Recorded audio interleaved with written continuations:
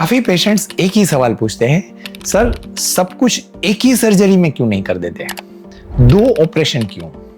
ये सवाल वैलिड है और इसका आंसर सिर्फ सर्जरी में नहीं बल्कि सर्जरी के बाद आपके बॉडी कैरेक्टरिस्टिक, बॉडी हीलिंग, आपकी कंफर्ट, ऐसी कई सारी चीजों में छुपा हुआ है।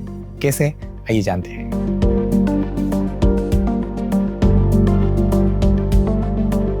दोस्तों, जैसे हर चीज की लिमिटेशंस होती है वैसे ही हर सर्जरी की भी लिमिटेशन होती है कि हम सर्जरी में सेफली कितनी बॉडी टिश्यूज को एक साथ हैंडल कर सकते हैं, सर्जरी के बाद कितनी टिश्यू हैंडलिंग को बॉडी हील कर सकता है या आपकी कंफर्टेबिलिटी मेंटेन कर सकते हैं। एक ही सर्जरी में सब कुछ करने से क्या होता है, तो वो आपकी सर्जरी के रिस्क को कई बार बढ़ा देता है, कई बार सर्जरी के बाद स्वेलिंग ज्यादा आता है, कई बार वो आपके कंफर्टेबिलिटी को अफेक्ट कर सकता है, कई बार अल्टीमेटली आपके रिजल्ट्स और आउटकम को भी वो कॉम्प्रोमाइज कर देता है।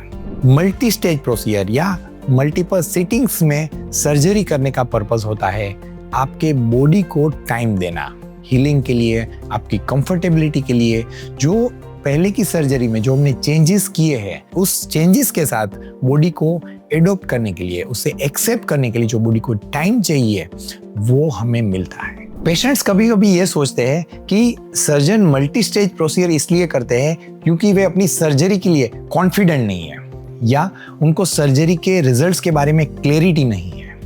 दोस्तों, मल्टी स्टेज प्रोसीजर्स इसलिए परफॉर्म की जाती है ताकि हम आपकी सेफ्टी के लिए और आपके रिजल्ट्स के लिए ज़्यादा केयरफुल हैं।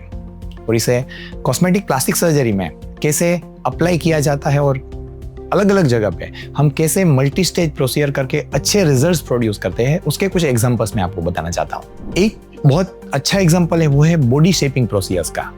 जब भी आपको मल्टीपल बॉडी पार्ट्स में एक्सेस फैट डिपॉजिट्स है और उसे हमें रिमूव करके अच्छा बॉडी शेप अचीव करना है, ऐसे केसेस में कुछ लोग ऐसे एक्सपेक्ट करते हैं कि एक ही प्रोसीजर में हम सारी ही फैट रिमूव कर दें।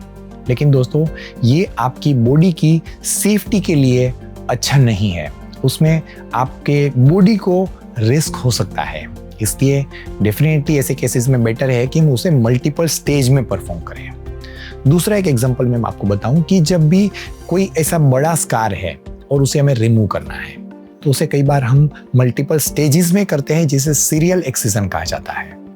ऐसा करने का पर्पस क्या होता है कि जब भी हम उसे मल्टीपल स्टेज में करते हैं तो स्किन है वो इलास्टिसिटी की वजह से जो स्कार हमने रिमूव किया है उसके साथ वो एडेप्ट होती जाती है और अल्टीमेटली हम बहुत छोटे निशान के साथ काफी बड़े स्कार्स को भी रिमूव कर सकते हैं। ऐसा ही और एक एग्जांपल है वो है माइक्रो फैट ग्राफ्टिंग का या फैट ट्रांसफर जिसे हम कहते हैं, कि जिसमें एक ही सिटिंग में कई बार बहुत ज्यादा फैट इंजेक्ट करने से या ट्रांसफर करने से उसका जो सर्वाइवल है वो कॉम्प्रोमाइज होता है। और यही चीज हम जब भी मल्टीपल सिटिंग्स में या मल्टीपल स्टेजेस में करते हैं तब फैट का जो सर्वाइवल है वो ज्यादा अच्छा और प्रिडिक्टेबल होता है, जो इम्पोर्टेंट होता है। एक और एग्जांपल मैं आपको बताऊं कि फेशियल एस्थेटिक्स में ये बहुत इंपॉर्टेंट है कि आपको क्या चाहिए उसके बारे में आपकी क्लैरिटी हो। जब भी पेशेंट्स की क्लैरिटी नहीं है या डॉक्टर को क्लियर नहीं है कि पेशेंट्स को क्या चाहिए, ऐसे केसेस में भी प्रोसीजर्स को मल्टीपल स्टेजेस में करना ये बेटर है। जैसे कुछ पेशेंट्स होते हैं कि जिसमें जो नोज है वो बड़ा है, लार्ज साइज में है, चीन छोटी है, या चीन और लिप्स है वो नोज के साथ वो प्रोपोर्शन या बैलेंस में नहीं है। ऐसे केसेस में हमें इन तीनों को या इन 2 चीजों को जब भी हमें सर्जिकली करेक्ट करना है तो ऐसे केसेस में क्या किया जाए?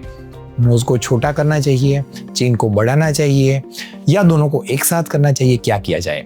ऐसे केसेस में मैं हमेशा ये सजेस्ट करता हूं कि अगर आपको क्लियर नहीं है या डॉक्टर को क्लियर नहीं कि आपको क्या चाहिए, तो बेस्ट ये है कि जो पहले क्लियर है या जो मोस्ट डेविएटेड पार्ट है, मोस्ट डिफॉर्म्ड पार्ट है, उसे पहले एड्रेस करके उसे करे करना और उसके अकॉर्डिंगली जब भी ज़रूरत है तब सेकंड स्टेज में रेस्ट ऑफ द प्रोसीजर करके उसे करेक्ट करना।